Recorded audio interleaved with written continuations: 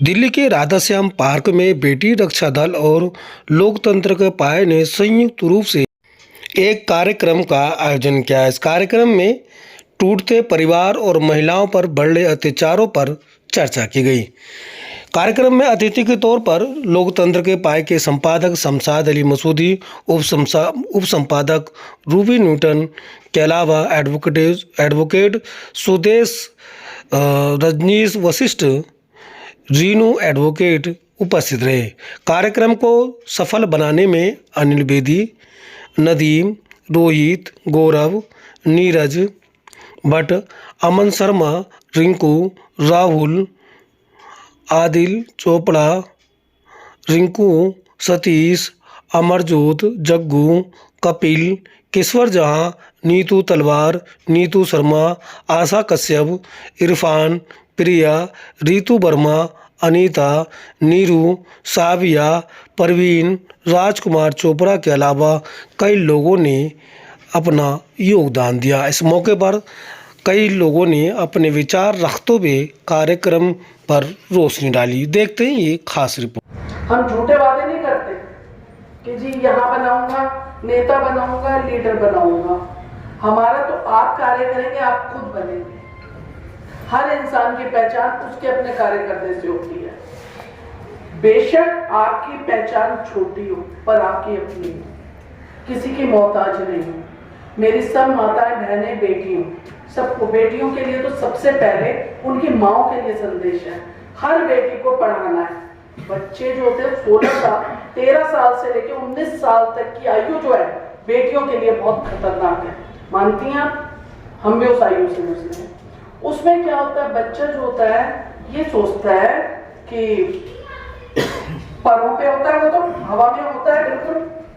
उस टाइम माँ को बेटी के साथ बहुत प्यार से चलना है, थोड़ा गर्म भी होना है, थोड़ा नरम भी होना है।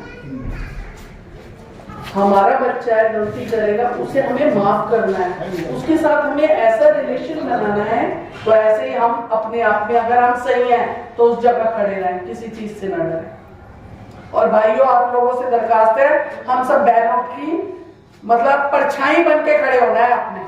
जहां हमें कमी आ जाए आप लोग आएंगे हमारा बल बढ़ाने के लिए। धन्यवाद। हमारे यहाँ पर भाई साहब आए हुए हैं हमारे अखबार से।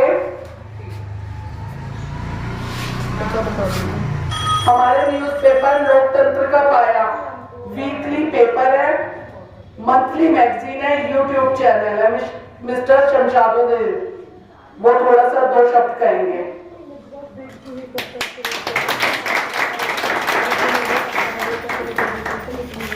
आप सबको नमस्कार। आज बेटी रक्षा के ऊपर चर्चा हो रही है। 2-3 चीजों पे मैं बात करूंगा कि सामाजिक संस्थाओं से हम क्यों जुड़े और समाज में जो परिवार क्यों टूट रहे हैं। कि जो आज समाज में हर तीसरे परिवार में कहीं ना कहीं बेटी या बेटा परेशान है, ऐसा क्यों हो रहा है, इस पर बात करेंगे। इंसान में सोचने और समझने की ताकत है। एक माँ अपने बच्चों को, चिड़िया होती है वो भी दाना खिलाती है, तो हर व्यक्ति अपने बच्चों को पालता है। तो उस जानवर में इंसान में कोई फर्क नहीं अगर वो इंसानियत का काम ना करे। और इंसानियत में यह है कि बच्चों के पालने के साथ साथ अपना पड़ोसी, अपने मोहल्ले में अगर कोई परेशान है हम उसकी सेवा करें, चाहे वो हमसे छोटा हो या बड़ा हो, लेकिन एक दूसरे के दुख सुख में काम आए। और उसी का नाम है संस्था। एक आदमी पर्सनली कर रहा है तो सामाजिक आदमी है, लेकिन संस्था के रूप में कर रहा है, ग्रुप के रूप में कर रहा है तो सामाजिक संस्था है। इसलिए हम सब लोगों को सामाजिक होना होगा, तब ये समाज बच पाएगा। क्योंकि अगर हम अपने बच्चों को पढ़ाने और लिखाने में लग रहे तो माहौल तो पड़ोस से जाएगा ना। अगर मैं अपने बेटे को MBBS करा लूंगा तो पड़ोस से तो गुजरेगा, बेटी को पढ़ा लूंगा तो पड़ोस से गुजरेगा। अगर पड़ोसी का बेटा खराब है, अगर पड़ोस की बेटी खराब है तो आप उसका असर आपके बच्चों पर भी आएगा, इसलिए वो बच्चे भी खराब होंगे। अगर पड़ोस में कोई शराब पी के गाली दे रहा है तो उसको परेशानी आपको भी होगी। इसलिए हमें पहले अपने पड़ोस में सामाजिक काम करने होंगे। अकेले करेंगे शायद हमारी कोई बात ना माने, लेकिन हमारा ग्रुप होगा, 4-6 लोग मिलकर करेंगे तो उसका अलग प्रेशर होगा और समाज से बुराइयां दूर होंगी। दूसरी बात कि परिवार आप ही टूट क्यों रहे हैं, उसमें जितना गलतियां लड़के के परिवार वालों की है उससे कहीं ज्यादा लड़की के परिवार वालों की है।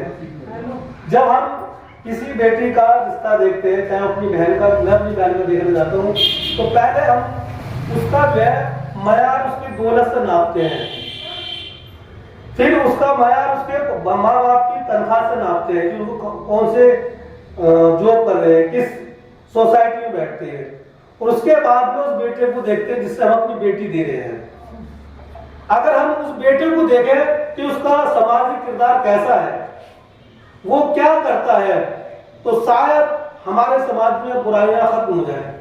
एक किराएदार का बेटा हो, बहुत पढ़ा लिखा हो, उसको कोई अमीर आदमी अपनी बेटी देना तैयार नहीं होगा कि किराए पर रहता है।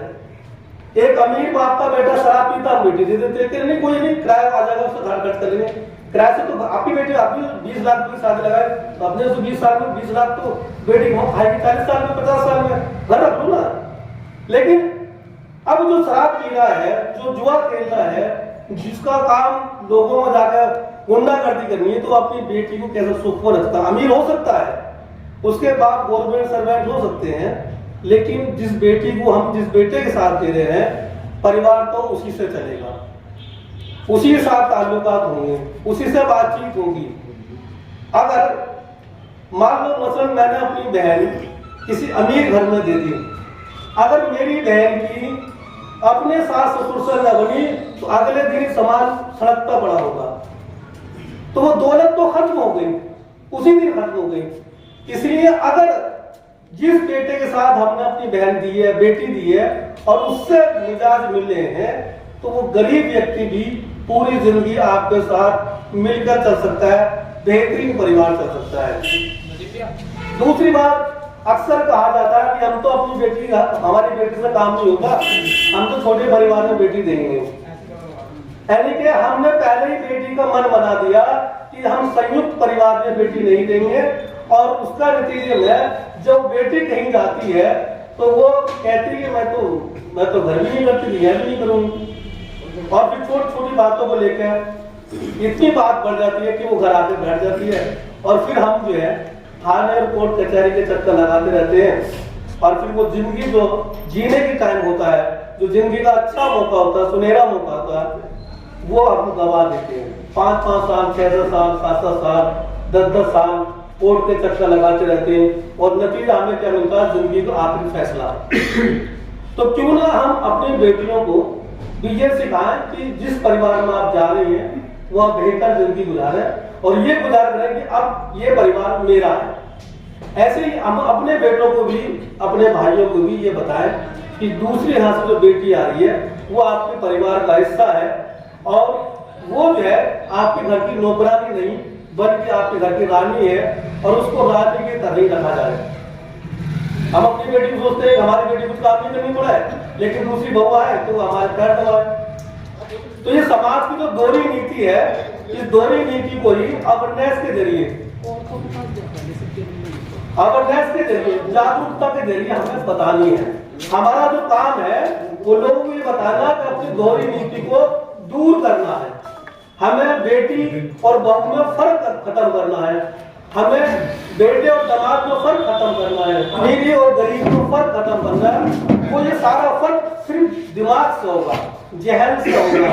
हमारा दिमाग अगर सुकून है, हमारे दिमाग में अगर गरीबी, अमीरी, बेटा बहू की जो दोहरी नीतियां अगर वो खत्म हो जाए, तो जो समाज में जो बुराइयां हैं वो 80% खत्म हो सकती हैं। मेरी रूबी न्यूटन या शमशाद अली या भाई साहब कोई दूर नहीं कर सकता। हमें ग्रुप के जरिए लोगों को छोटी छोटी मीटिंगों के जरिए ये बताना है कि हमें सामाजिक कार्य करने हैं, लोगों की भलाई के लिए काम करना है, और जो बेटे और बेटी हैं उनको ये बताना है कि अगर मोहब्बत से रहेंगे तो समाज आगे चलेगा। उन्हें यह भी बताना है कि आज तक किसी भी बदमाश की कब्र पर, बहुत बड़ा बदमाश हो, उसका मंदिर नहीं बना है। उसकी कोई दरगाह नहीं बनी है, कोई बाजार नहीं बना।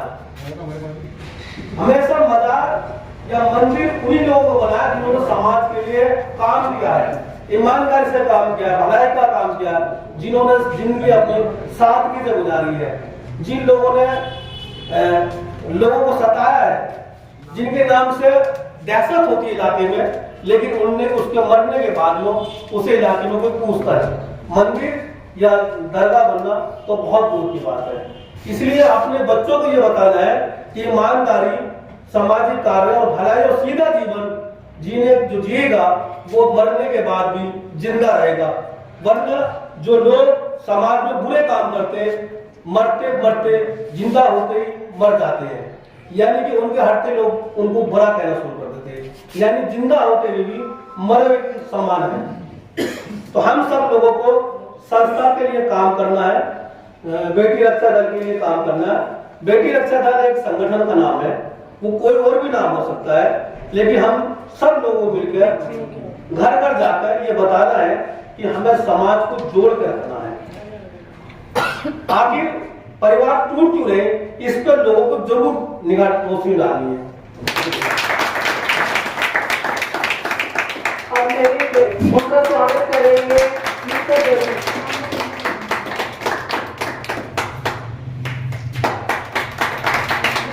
जोरदार तालियां।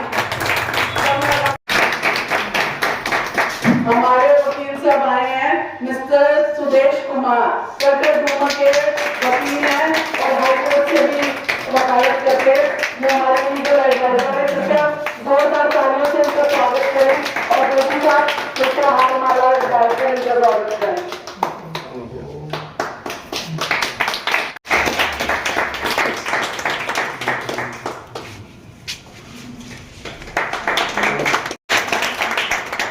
स्वागत करो, वो आगे भी है, दोनों बहनों को स्वागत।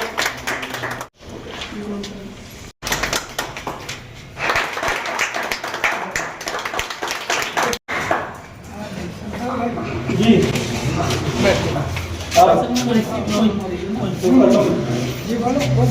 भाई स्वागत करेंगे।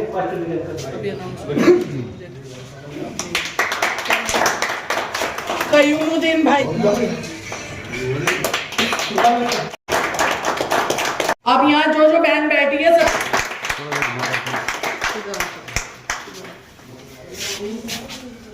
फोटो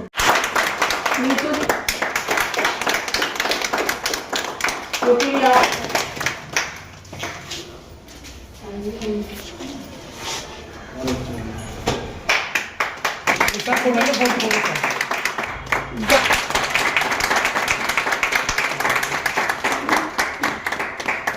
रक्षा उत्थान बेटी रक्षा दल बहुत ही सुंदर कार्यक्रम जो बताए अभी मैडम बता रही थी। मैडम ने बेटियों की शिक्षा के लिए, बेटियों के प्रशिक्षण के लिए, बेटियों को किस तरह से भावी दो परिवारों के अंदर किस तरह से तालमेल बिठाना है उसके लिए, और हमारा जो समाज में एक रोल है कि अपने बच्चों को किस तरह से अच्छे संस्कार प्रदान करने हैं, क्योंकि जो संस्कार एक बच्चे में शुरू में दिए जाते हैं वो आगे तक जाते हैं। तो बहुत ही अच्छे कार्य ये संस्था कर रही है। मैं साथ भी जरूरी नहीं होता, लड़कियों के साथ ही गलत होता है, बेटों के साथ भी होता है। तो हमारा क्या है, सहायता करना, केवल अपना एक ही विचार रखो कि हमें सहायता करनी है। मैं चाहता हूँ कि हम लोग यहाँ पे उपस्थित हैं, कुछ लोग हमारे यहाँ उपस्थित नहीं है। मेरी आप सबसे ये प्रेरणा प्रार्थना है कि जो लोग यहाँ नहीं आ पाए उनको अगर जरूरत है तो भी आप लोग हमें बताइए।